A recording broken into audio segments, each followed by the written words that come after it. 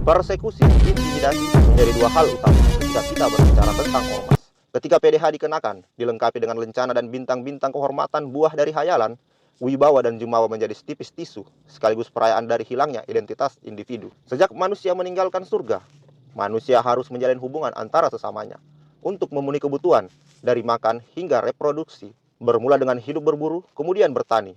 Pada masyarakat agraris yang bergantung pada tanah, mesti memperhatikan keberlanjutan lingkungan hidup, sehingga sistem masyarakat ditopang melalui penggolongan kelas menjadi kelompok bangsawan, kesatria, dan golongan petani. Masing-masing anggota kelas telah memiliki norma moral yang mengikat individu. Masyarakat yang tidak dinamis telah menempatkan setiap anggota terikat dengan nilai moral yang jelas serta gambaran masa depan yang jelas.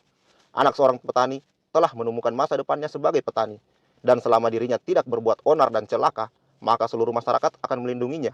Ia memiliki identitas yang jelas. Identitas tersebut mulai tercerabut ketika paham humanis, yaitu paham yang menekankan kebebasan individu untuk menentukan salah dan benar, serta mengasingkan nilai moral lama ke dalam peti yang tertutup rapat. Paham humanis yang berpadu dengan perkembangan sains dan ekonomi kapitalis telah menawarkan kebebasan yang sebebas-bebasnya bagi individu. Kita mulai dari suatu ketika saat tanah pertanian yang ratusan tahun diolah satu keluarga diserahkan pada perusahaan besar. Dan sebagai kompensasi, anak-anak dari pemilik lahan tersebut diangkat menjadi pegawai. Anak-anak petani itu menjadi girang karena memakai seragam.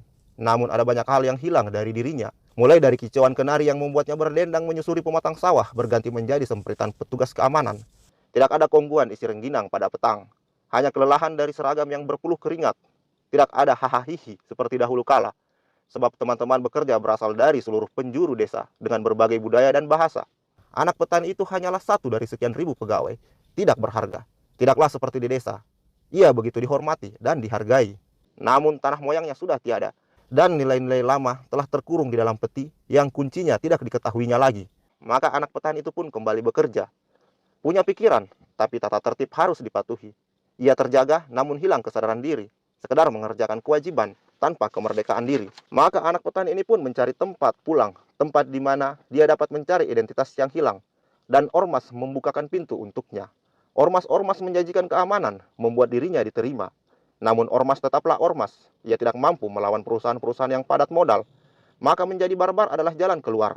Persekusi dan intimidasi adalah validasi untuk harga diri. Politik identitas menjadikan permasalahan semakin rumit. Efek pemilihan langsung membuat politikus harus mendulang suara. Mengetuk pintu ke pintu, konstituen tidaklah efektif.